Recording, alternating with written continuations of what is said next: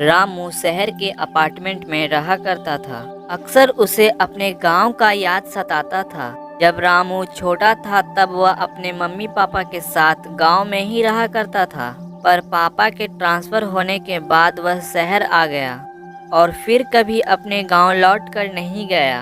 एक दिन कॉलेज के बाद रामू घर आकर अपने बिस्तर पे लौटता है तो सोचने लगता है, कितने दिन हो गए हैं अपने गांव छोड़े हुए। मैं कितना छोटा सा था, कितना मजा आता था। वह कितनी सारी खट्टी मीठी यादें गांव के। पर अब क्या, अब तो जिंदगी में बस यही शहर का शोर रह गया है। रामू खुद से बात कर ही रहा था कि तभी उसे एक आवाज सुनाई देती है। एक कबाड़ी वाला, एक कबाड़ी वाला।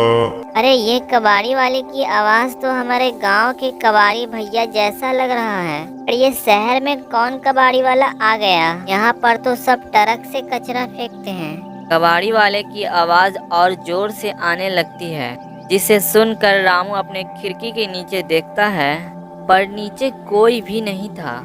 सिर्फ कबाड़ी वाले की आवाज जोर जोर से सुनाई दे रहा था। ये क्या हो रहा है? कोई दिखाई तो नहीं दे रहा है। फिर ये आवाज कहाँ से आ रहा है? बाहर जाकर देखता हूँ। रामू घर से निकलकर बाहर सड़कों पर उस कबाड़ी वाले को ढूंढता है।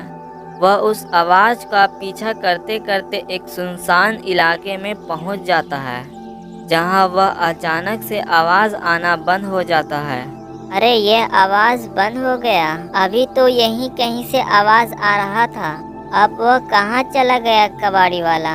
तभी अचानक से रामू के ठीक पीछे एक भूत आकर खड़ा हो जाता है। जैसे ही रामू पीछे पलटता है, वह उस भूत को देखकर हैरान हो जाता है।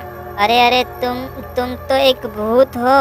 क्या तुम ही थे जो मुझे कबाड़ी वाले आवाज देकर यहाँ बुलाया? हा हा हा, हाँ मैं ही हूँ। लगता है तूने मुझे पहचाना नहीं रामू। क्या क्या मतलब? मैंने तुम्हें पहचाना नहीं। मैं किसी भूत को नहीं जानता। तभी भूत अपने इंसान रूप में आ जाता है, जिसे देखकर रामू फिर से हैरान हो जाता है। अरे आप तो वही कबाड़ी वाले काका हो ना, जो मेरे गांव में रहा करते थे, हमारे साथ में खेला करते थे। पर आप भूत कैसे बन गए हैं काका? भूत वापस से इंसान से भूत के रूप में आ जाता है और रामू से कहता है, रामू एक तुम ही थे जो पूरे गांव में मुझे अपना मानता था। पर गांव के लोग मुझे गरीब और महनूस कहते थे। कोई भी मुझसे बात नहीं करता था। तुम्हारे जाने के बाद कुछ ऐसा ही हो गया। क्या ऐसा क्या हो गया मेरे जाने के बाद जो आप भूत बन गए? मुझे सब कुछ बताओ ना काका। तुम्हारे जाने के बाद कुछ साल बाद लोगों के मन में मेरे लिए नफरत और बढ़ गई। वह चाहते थे कि मुझे गांव से निकाल दिया जाए, क्योंकि मैं गरीब हूँ ना और कबाड़ी वाला काम करता हूँ। इसलिए इन लोगों ने मुझे पर छोटा इल्जाम लगा दिया कि मैं लोगों के घरों में जाकर चोरी करता हूँ, और उन्होंने मेरे परिवार को धक्के मारकर गांव से निकाल दिया। मेरे पूरा परिवार जब भूख प्यास से तड़प रहा था, तब मैं गांव में वापस गया कुछ खाना मांगने। उन लोगों ने मुझे बहुत पीटा, जिससे मेरी मौत हो गई। उधर मेरा पूरा परिवार भूख प्यास से मर गया। क्या इतना सब हो गया? पर गांव वालों ने आखिर ऐसा क्यों किया? मुझे तो कुछ समझ नहीं आ रहा है काका। जब मैं छोटा था तब तो ऐसा नहीं था।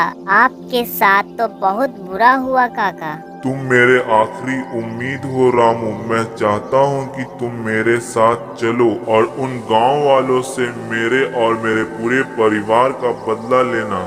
मेरी मदद करो रामू। ठीक है, मैं आपके साथ चलूंगा। मैं अभी अपने सामान लेकर आता हूँ। अगर आप जानना चाहते हैं आगे क्या हुआ तो पार्ट 2 के लिए हमें कमेंट ज़रूर कीजिए।